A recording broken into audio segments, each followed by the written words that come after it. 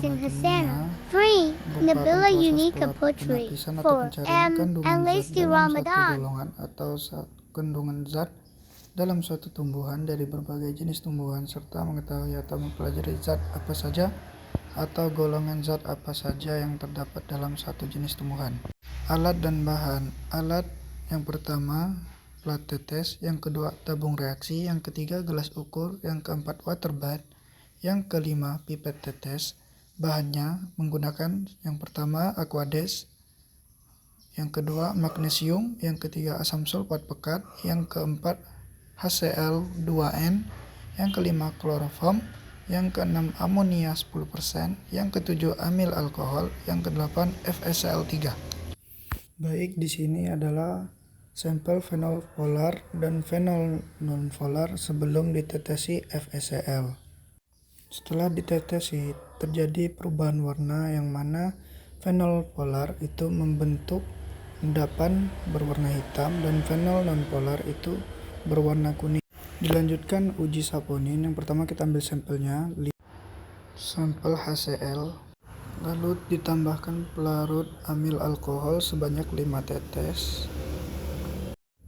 Lalu kita panaskan di water bath dengan suhu 101 selama 15 menit. Setelah 15 menit kita diamkan hingga dingin.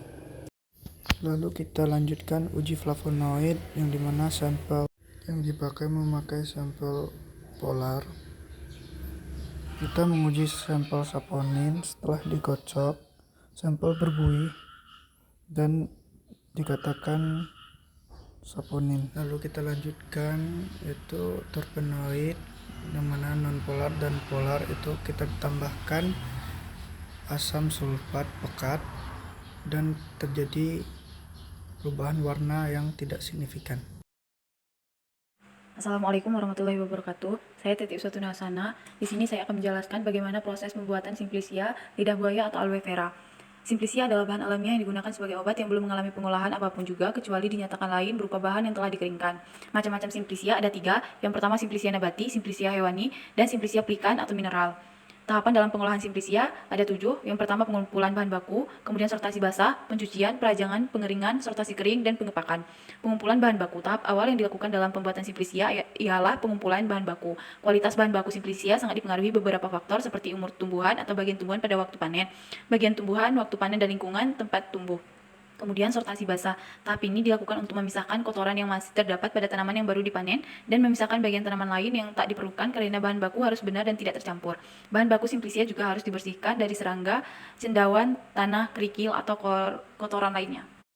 Kemudian pencucian. Proses pencucian harus menggunakan air yang bersih agar tanah atau kotoran lain yang melekat dapat hilang. Penggunaan air akan mempengaruhi jumlah mikroba awal pada Simplicia. Jika air yang digunakan kotor, jumlah mikroba menjadi semakin banyak.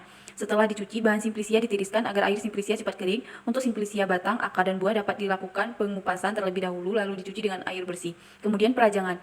Tahap ini dilakukan pada Simplicia tertentu untuk mempercepat proses pengeringan. Perajangan dapat dilakukan secara manual atau dengan mesin panjang, sehingga diperoleh ketebalan yang sesuai. Bila hasil perajangan terlalu tebal, maka proses pengeringan menjadi lama dan ada kemungkinan ditumbuhi jamur dan membusuk. Tetapi jika terlalu tipis, akan mengakibatkan rusaknya zat berkhasiat di dalamnya. Selanjutnya ada proses pengeringan. Proses ini bertujuan untuk mengawetkan Simplicia agar tahan lama ketika disimpan. Tujuan lain untuk mengurangi kadar air, mencegah pertumbuhan jamur dan bakteri, serta memudahkan dalam penyimpanan. Pengeringan dilakukan sampai kadar air tidak lebih dari 10%, biasanya rentang kadar air 8-14%. Sudah memadai karena jika kadar air mencapai 15%, Simplicia akan cepat membusuk. Kemudian ada sortasi kering. Simplicia yang sudah dikeringkan disortasi lagi agar kotoran atau bahan organik asing yang ada pada saat pengeringan dapat dipisahkan. Proses ini dilakukan sebelum Simplicia dibungkus untuk disimpan dan dapat dilakukan secara manual ataupun mekanik. Dan yang terakhir ada pengepakan atau penyimpanan. Sekian penjelasan dari saya. Bila terdapat kesalahan saya mohon maaf. Terima kasih. Wassalamualaikum warahmatullahi wabarakatuh. Di sini saya akan menjelaskan bagaimana proses maserasi. Berikut alat dan bahannya. Siapkan etanol 96%, siapkan Erlenmeyer 1000 ml, siapkan corong, siapkan gelas ukur berukuran 250 ml. Masukkan Simplicia lidah buaya sebanyak 49,68 gram ke dalam Erlenmeyer yang berukuran 1000 ml. Lalu ukur etanol sebanyak 496,8 mili. Di sini menggunakan perbandingan 1:10, yaitu 1 simplisia dan 10 pelarut. Pastikan semua simplisia terendam oleh etanol atau pelarut.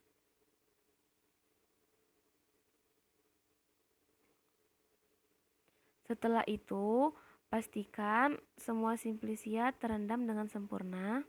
Lalu bungkus menggunakan plastik dan tutup di bagian atasnya. Setelah itu, bungkus menggunakan kantong plastik hitam agar tidak ada cahaya yang masuk ke dalam Erlenmeyer.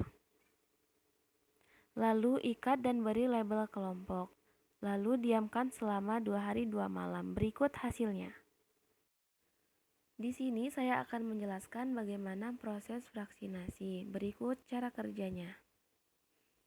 Pertama, pastikan corong pisah dalam keadaan baik atau tidak bocor.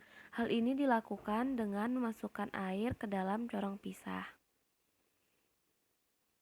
Setelah itu, letakkan corong pisah di atas statif. Lalu, ukur N-heksana sebanyak 181 mili.